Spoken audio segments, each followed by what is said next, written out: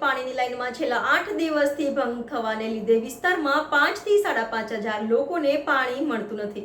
Ward number 13 સમાવિષ્ટ લાલબાગ કુંભારવાડાની પાણીની line છેલ્લા 8 દિવસથી ભંગાર થવાના લીધે વિસ્તારમાં 5 થી 5.5 હજાર લોકોને પાણી મળતું નથી। 8 દિવસથી અમે જે તે અધિકારીને કહીને ટેન્કર લોકોને આપતા હતા અને રિપેર કરવા માટે વોર્ડ નંબર 13ના કોંગ્રેસના નગરસેવક સાથે અધિકારીઓ પણ 1-2 દિવસ આવ્યા હતા, પણ પરિસ્થિતિ એવી હતી કે તળાવમાં ખૂબ પાણી ભરેલું હતું, ઉપર પાઇપના ઉપરથી પાણી જતું હતું, એટલે કામગીરી થઈને અને આ તળાવમાં પુષ્કળ મગરોને લીધે કામગીરી સ્થગિત રાખવામાં આવી હતી। ત્યારે આજે સવારે આવ્યા ત્યારે પણ મગર હતા અને આજે જ્યારે આજ દિવસ પછી જ્યારે કામગીરી શરૂ કરી દી, સવારથી 9 વાગ્યાથી અમે જગ્યા પર ઊભા છે, લોકોને સારી રીતે પાણી મળશે અને જે તે અધિકારીઓ અમે જે કમિશનરને રજૂઆત કરી, કમિશનર સાહેબે જે કામગીરી શરૂ કરવામાં આવી છે, યોગેશભાઈ વસાવા એમનો આભાર માન્યો। ડેપ્યુટી ભાર્ગવ પંડિત તેમના માટે પણ અમે ખૂબ આભાર માન્યો અને અમને સહકાર આપ્યો છે। કામગીરી શરૂ કરી દે, પૂર્ણ થાય અને કાલથી અમારા વિસ્તારના લોકોને કોઈ ચિંતા ન રહે, સારી રીતે પાણી મળે, એના લીધે અમે આખો દિવસ સુધી કામ પૂર્ણ થાય તે માટે વોર્ડ નંબર 13ના કોંગ્રેસના નગરસેવક બાળુ સુર્વે કામગીરી સ્થળ પર ઊભા રહીને કામગીરી પૂર્ણ થાય સાથે અધિકારીઓનો આભાર વ્યક્ત કર્યો હતો। આજે આપણે લાલબાગ રેલવે ટ્રેકની ઉપર ઊભા છે।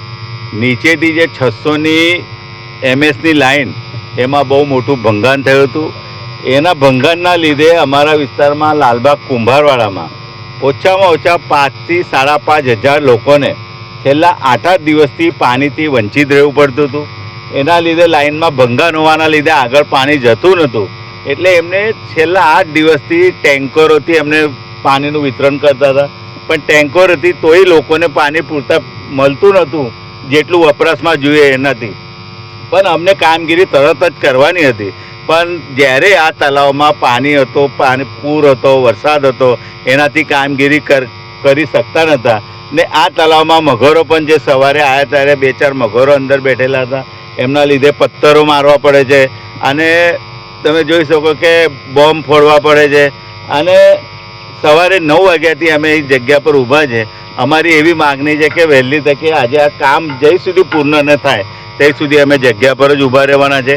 કામ પૂર્ણ થયા પછી કાલથી જે 5.5-6 હજાર લોકોને પાણી નહોતું મળતું એ કાલથી પાણી મળે એવી અમે આશા રાખીએ। અને જે અધિકારીઓ છે, કમિશનરશ્રીએ જે અમને આ કામગીરી કરવામાં અમને સહકાર આપ્યો છે, સાથે સાથે જે પાણી પુરવઠાના યોગેશભાઈ વસાવા છે એ અને ભાર્ગવભાઈ પંડિત એ તમામનો અમે ખૂબ આભાર માનીએ છીએ કે આવી કામગીરી કે જે લોકોને ખરેખર સ્પર્શે એવી કામગીરી છે, વહેલી તકે પૂર્ણ થાય એવી આશા રાખીએ।